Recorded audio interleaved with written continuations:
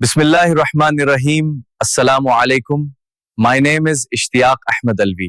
یہ ویڈیو دنیا کے ہر باپ کے لیے سلام ہر باپ کو۔ مجھے نہیں معلوم یہ الفاظ کس نے لکھے، مگر جو بھی لکھ گیا دل کی گہرائی سے لکھ گیا۔ ماں 9 مہینے بچے کو اٹھاتی ہے اور باپ 25 سال پورے گھر کا بوجھ اٹھاتا ہے۔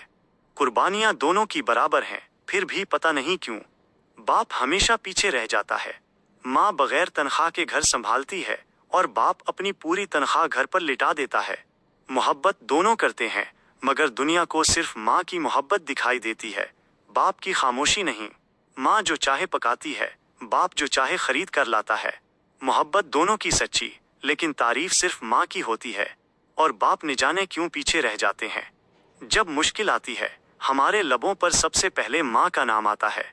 باپ ہمیں تب یاد آتے ہیں جب ہمیں ان کی ضرورت ہوتی ہے۔ کیا کبھی سوچا کہ یہ سب دیکھ کر باپ کے دل پر کیا گزرتی ہوگی؟ الماری کھولو تو رنگین ساڑیاں، بچوں کے ڈھیر سارے کپڑے، اور ایک کونے میں باپ کے چند پرانے کپڑے۔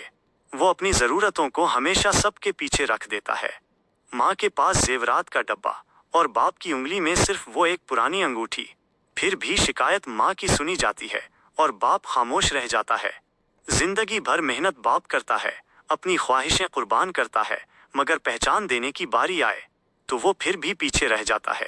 اور جب بڑھاپا آتا ہے، لوگ کہتے ہیں ماں تو کام آ جاتی ہے، لیکن باپ تو بیکار ہے۔ ہم بھول جاتے ہیں باپ پیچھے اس لیے ہے کیونکہ وہ خاندان کی ریڑھ کی ہڈی ہے۔ ریڑھ کی ہڈی نظر نہیں آتی، مگر اسی کے سہارے ہم کھڑے ہوتے ہیں۔ شاید اسی لیے باپ ہمیشہ پیچھے رہ جاتا ہے۔ سلام دنیا کے ہر باپ کو جو خود پیچھے رہ کر اپنی اولاد کو آگے بڑھنے دیتے ہیں۔ I hope you're all enjoying the content I have been creating so far and that you will continue to watch in the future.